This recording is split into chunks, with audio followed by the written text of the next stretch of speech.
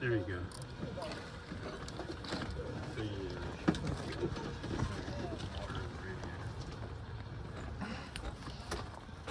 hear it. Oh no. Oh. No water in the radiator? There's a globe. Yeah, right. It's still debatable. There's, I think where I like to go to is Cameron Snow, I think in 2006, gave a good overview of historically what the terrains were and that you should call them belts or terrains, and it's a good reference to use. In general, though, in this area here,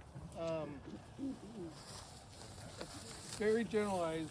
In the east, you have the blue is the shoe fly complex. Shoe fly, all this stuff over here. That's old stuff. It goes back even farther than that. Yeah,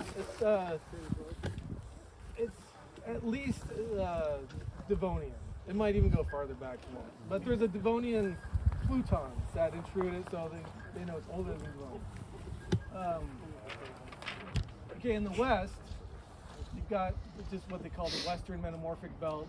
That's what we're in today, Western Metamorphic Belt. That's what this is here.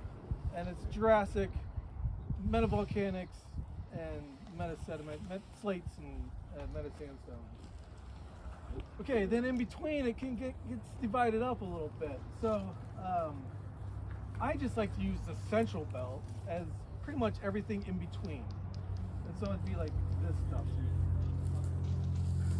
And it's separated on the purple line. Yeah. So it's the Bear Mountains Fault, which we're going to see, Bear Mountains Fault. And then you could take it to the Maloney's Fault, which we won't get to, but we'll kind of be able to see off in the mountains. I can point to it and wave to it. It's over that way. The Maloney's Fault is also known as the Mother Lode Belt, or that's what is associated, the Mother Lode Belt, where all that lode gold was, the Maloney's Fault zone. And then, see, you're opening up a can of worms here. Then beyond the Maloney's, but before you get to the shoe fly, it's debatable. It's sometimes called the Don Pedro terrain. It's sometimes called the Solving Creek terrain. One of the authors, the researchers that I really like a lot is Rick Schweikert, retired from UNR. I've talked to him. He's come out in the field with me. He's a wealth of knowledge. He now just likes to call it the phyllite and green schist belt.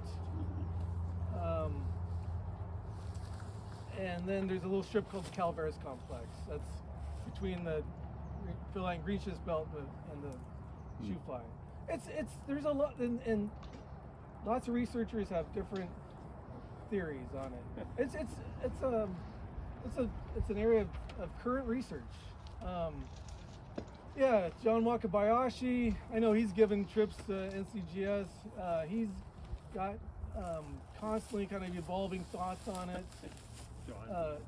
David Shimabukuro, professor at Sac State, who's the chair of the GSA meeting next year. He's doing a lot of work on it as well. So it's still being figured out. So okay. Did I confuse you enough? Don't get him started. Just don't get him started. No. That's all. Snow reference again? What year? 2006. It was snow. It might just be snow, but it might. Is it in the? It might be listed in there. If not, I can send you a PDF of it if you want. Okay. So yeah. Anyways, Are we going anywhere near? I mean, the shoe fly and the Spittle Creek complex, are those? they're north of here. Yeah, we're only gonna go as far east as this kind of like yellowish green right through here called the Logtown Ridge. We're gonna see that. That's about as far east as we get. Yeah. All right. Is the Sierra Nevada Boundless underneath us, or is it further east? Yeah, good question. I don't think it is, but yeah. So you get into it further east below us here, I don't know. There's you know, Vicki Langenheim at USGS. She also has been working with us, and she's done a lot of geophysical work. So I think that she might have an idea, but I'm not sure. It started hitting the granitic bodies. I'm not sure east of here, but Shenandoah Valley, the famous wine area, that's all underlain by the granitic. How many miles away is that? Maybe 20, I yeah. was gonna say maybe it's close. Oh, so the tail it could drape underneath, huh? Yeah. Okay, so let's talk a little bit about this.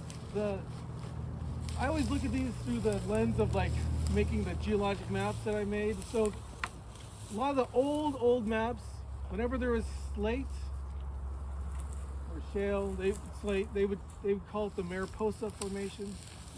The Mariposa. A lot of early maps show this as Mariposa. It does have Mariposa and this here, now called the Salt Spring Slate. There's fossils in it. There's Buccia fossils, little bivalves, some belemnites, I think some ammonites. So late Jurassic, it's Oxfordian, Kimmeridgian. It's like I only know the three little divisions of the Jurassic by heart because that's what a lot of the foothills is. Colovian, Oxfordian, Kimmeridgian. It's like late Jurassic. And so north of here along the Cosumnes River, they found fossils. In 1961, USGS Imlay has a paper. He maps out a lot of the Jurassic fossils in the foothills. And this unit has, like if you go along the trend, it's got Jurassic fossils in it. The Mariposa also does. It's basically the same, in terms of fossils, the same age. But one of the big mappers was Lauren Clark, USGS. He remapped a lot of the stuff in the 60s. He did these great river traverses. He'd go along all the rivers and where you can see the rocks, and then kind of connected in between. And so he broke out this area. He called it, well, it doesn't really connect geographically with the Mariposa, so I'm going to call it something different, he said. So he called it the Salt Spring Slate. Whether it's, and now we're getting to the point, well, should we call it Mariposa again? Because it's basically probably the same thing. But we've kept the name Salt Spring Slate. Yeah, question. Isn't it separated by the Bear Mountains Fault? Yes, yeah. Yes, so there was that. I think that's one of the reasons why he wanted to call it two different things. And it's like turbidites, it's deep water, it's Buma sequences. This has got a lot of little sandstone beds in it. There hasn't been any detrital zircon of this, but I know that David Shimabukuro of Sac State, he came on one of these trips a year ago, and he said they're working on getting detrital zircon. So there's really no direct Jurassic date. It's by the Jurassic age is inferred from correlations to the north. Yeah. Is that right? And to the south. So you go pretty far south. Yeah. No, that's Mariposa down there. So Salt Spring Slate, no. The fossils aren't age diagnostic. They're late Jurassic. They're that Kimmeridgian, Oxfordian. But they're not here. No, they're not here. No. Not yet. Yeah, right. Yeah, find some, please. Okay, and also these quartz veins that you see in this here, they've done, I think it was Cameron Snow, that same researcher, maybe not the same paper, looked at dating the quartz veins, but in the Mariposa, so not in the Salt Spring Slate, but in the Mariposa, and he was getting like 120 MA, 110 MA, somewhere around there, because it correlates to the age of the gold deposition. These quartz veins and gold they're together. So, yeah, it was. We did argon. I think it was like.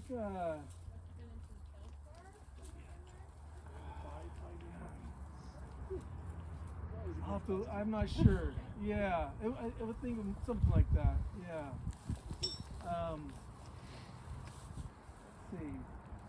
What else can I say about that? Oh yeah, this is also when you're doing work in the foothills, and we'll see some of this.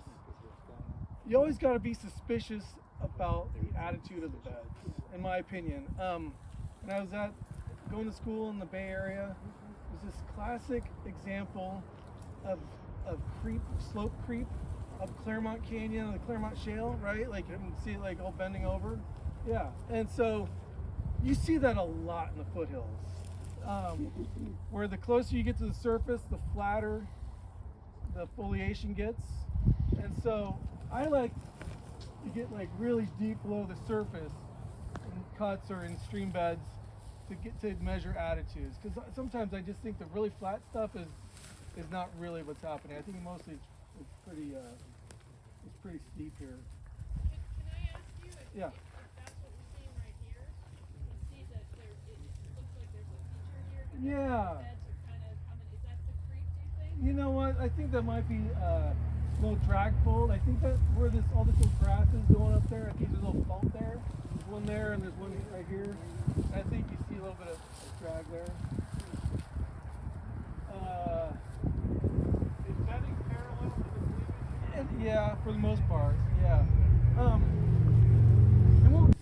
During World War II, did copper deposit, and so there's a detailed study there, and they thought everything there was overturned, and this is part of that same package here. So what looks like, normally you think it's up that way, it gets younger that way, older that way. It might actually be overturned here. You mentioned loma sequences in the I haven't found anything too convincing. I mean, I kind of like, I'm trying to tell myself, maybe I see like some graded beds here, but probably too fine grained. yeah.